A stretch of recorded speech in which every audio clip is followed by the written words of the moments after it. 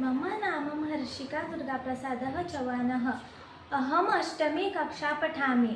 अद्य अहं भगवद्गीतायाः 15 अध्यायः वदामि। ॐ श्री परमात्मने नमः।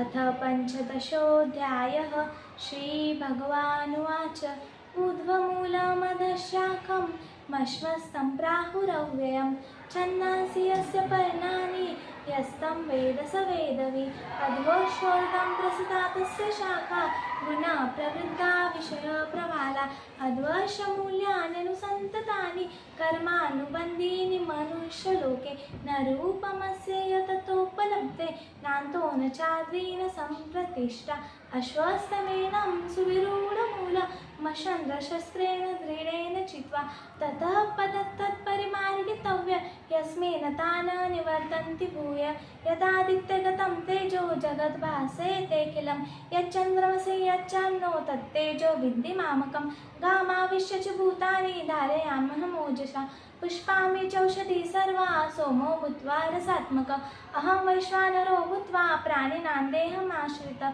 प्राणसमायुक्तः पचाम्यन्नं चतुर्विधं सर्वस्य चाहं हृदि सन्निविष्टो मतः स्मृतिज्ञानमोहनं च वेदे च सर्वैरहमेन वेद्यो वेदान्तकृतेन चाहं द्वामिमौ पुरुषौ लोके क्षरक्षाक्षर एव च क्षरः सर्वाणि भूतानि कुटोक्षर उच्यते उत्तमः पुरुषस्वन्यः परमात्मेत्युदाहृतः यो लोकत्रयमाविश्य बिभर्तव्य ईश्वर अतोऽस्मि लोके वेदे च पतितः पुरुषोत्तमः यो मामेवं सम्मूढो जानान्ति पुरुषोत्तमः स सर्वजित् भजति मां सर्वभावेन भारत।